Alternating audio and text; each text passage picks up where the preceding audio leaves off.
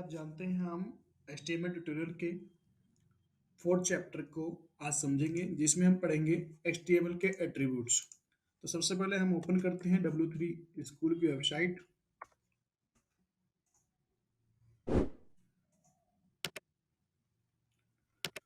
उसके बाद हम चलते हैं अपने एट्रीब्यूट्स पर। HTML एट्रीब्यूट्स, सबसे पहले हम समझते हैं एट्रीब्यूट्स होता क्या है। HTML attributes alt text alignment can have attributes। HTML के हर अलाइनमेंट्स में कुछ एक एट्रीब्यूट्स होते हैं। एट्रीब्यूट्स हमें प्रोवाइड कराते हैं कुछ एक एडिशनल इंफॉर्मेशन, जैसे कि हम लोगों को किसी इमेज टैग में अगर हमें साइज कम करना है या बढ़ाना है तो हम उसको वो एक एट्रीब्यूट्स है और एट्रीब्यूट्स के थ्रू हम इमेज का साइज बड़ा कर सकते हैं, कम कर सकते हैं। Attribute are specified by the start tag. Attribute जो यूज होते हैं वो स्टार्ट टैग में यूज होते हैं। एट्रीब्यूट यूजुअली कम नेम्स, यानी अगर आप यूज कर रहे हैं तो उसमें नेम्स आएगा, उसकी वैल्यू आएगा या लिंक का नाम भी आ सकता है। आप देख सकते हैं वैल्यू बराबर नेम, नेम बराबर वैल्यू। अब हम कुछ एक एग्जांपल समझते हैं, जैसे कि दी href एट्रीब्यूट्स। href एक एट्रीब्यूट्स है जो कि एंकर टैग के अंदर यूज होता है। एंकर टैग डिफाइन करता है एक लिंक यानी हाइपरलिंक को डिफाइन करता है एंकर टैग।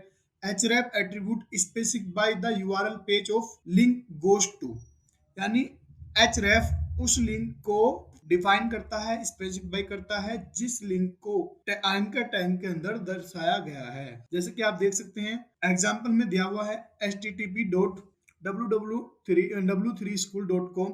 ये क्या है, एक href एक एट्रीब्यूट्स के अंदर इन्होंने लिंक को डिफाइन किया हुआ है। उसके बाद इन्होंने बोला है विजिट W3 स्कूल, यहाँ पे इन्होंने इसका नाम दिया है। अगर हम इसको ट्राई करेंगे तो यहाँ पे आप देख सकते हैं यहाँ पे लिखा गया visit W3 school, but link कौन सा लगा हुआ है, ये तो ये कहाँ पे लगा हुआ है, href के अंदर। तो एंकर टैग के अंदर अगर हम href एट्रीब्यूट्स को यूज करते हैं तो उसका वर्क होता है लिंक को डिफाइन करना, और एंकर टैग एक हाइपरलिंक क्रिएट करता है। उसके बाद एक हमारा नेक्स्ट एट्रीब्यूट है src एट्रीब्यूट।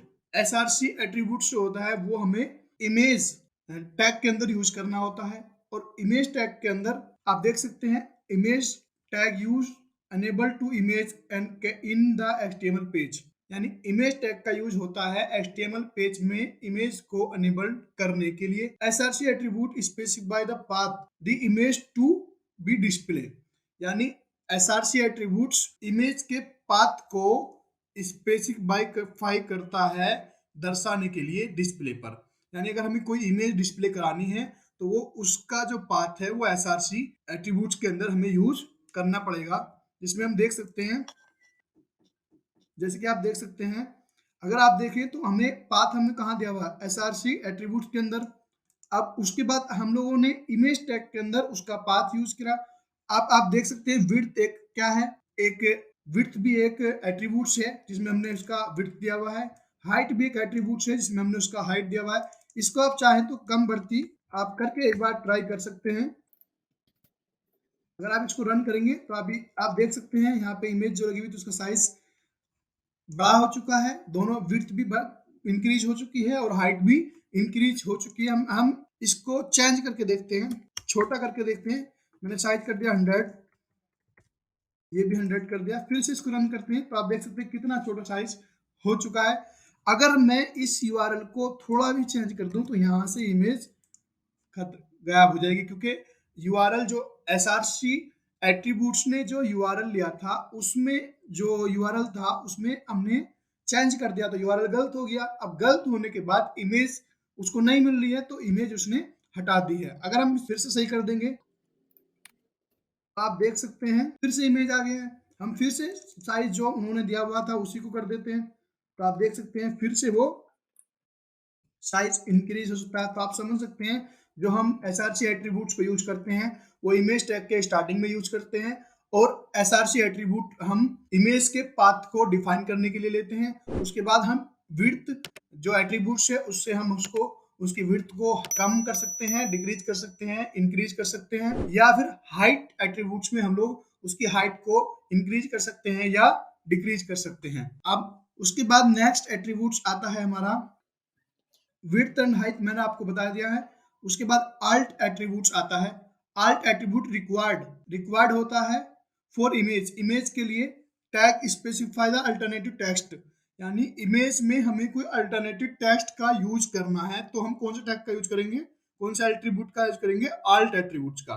जैसे कि आप देख सकते हैं इमेज एसआरसी के अंदर इन्होंने पाथ दिया हुआ है, आल्ट के अंदर इन्होंने नाम दिया हुआ है गर्ल्स विद ए जैकेट, यानी इन्होंने दर्शाया हुआ है कि गर्ल्स जैकेट के साथ में है। तो हम देख सकते हैं गर्ल विद जैकेट, तो इन्होंने यहाँ पर दिया हुआ है कि गर्ल्स विद ए जैकेट, तो हमें अल्टरनेटिव टेक्स्ट अगर लिखना है तो हमें उसे अल्ट एट्रीब्यूट्स के अंदर लेना होगा। उसके बाद एग्जांपल आप देख सकते हैं एट्रीब्यूट्स का।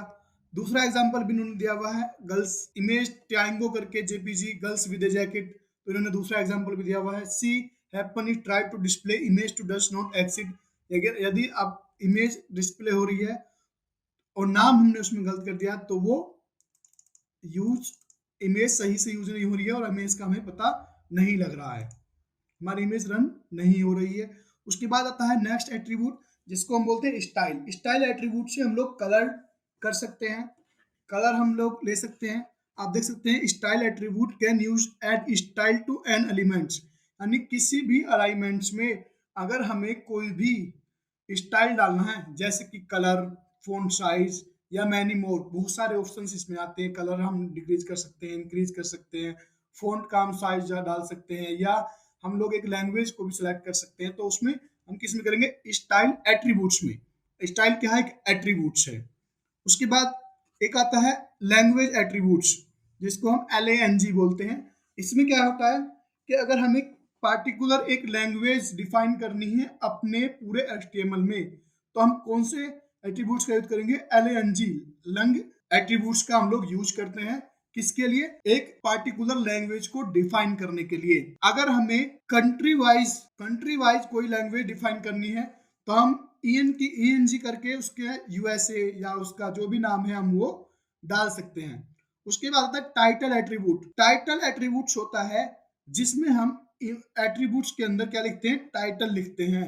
जैसे कि I am a tool type, this is a paragraph, यानी मैं एक टूल टाइप हूँ, वो मैंने किसके अंदर लिखा, टाइटल के अंदर, और पैराग्राफ जो है वो एक पैराग्राफ है। तो आप देख सकते हैं उसके बाद बहुत सारे कुछ suggest use lower case attributes होते हैं, कुछ अपर केस एट्रीब्यूट्स होते हैं, कुछ एट्रीब्यूट ऐसे होते हैं जिनमें हम कोटेशन लिखते हैं, वैल्यू लिखते हैं।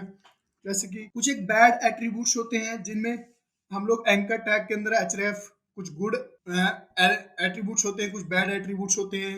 एट्रीब्यूट्स हमारे अनलिमिटेड हैं जिसमें हम अपना वैल्यू लिख सकते हैं, कोटेशन लिख सकते हैं, या इमेज का पाथ दे सकते हैं, या एंकर टैग का हाइपरलिंक का पाथ दे सकते हैं। बहुत सारे एट्रीब्यूट्स अलग अलग तरह के होते हैं। एग्जांपल के लिए आप देख सकते हैं कुछ एक सिंगल कोटेशन होते हैं एट्रीब्यूट्स, कुछ एक डबल कोटेशन होते हैं, यानी कुछ एट्रीब्यूट्स ऐसे होते हैं जिनमें सिर्फ हम सिंगल वैल्यू डाल सकते हैं, इनपुट कर सकते हैं। बट कुछ एक एट्रीब्यूट ऐसे होते हैं जिनमें हम डबल वैल्यू भी डिफाइन कर सकते हैं। तो दोस्तों आज हमने एक एट्रीब्यूट्स को समझा, एट्रीब्यूट्स का वर्क क्या होता है।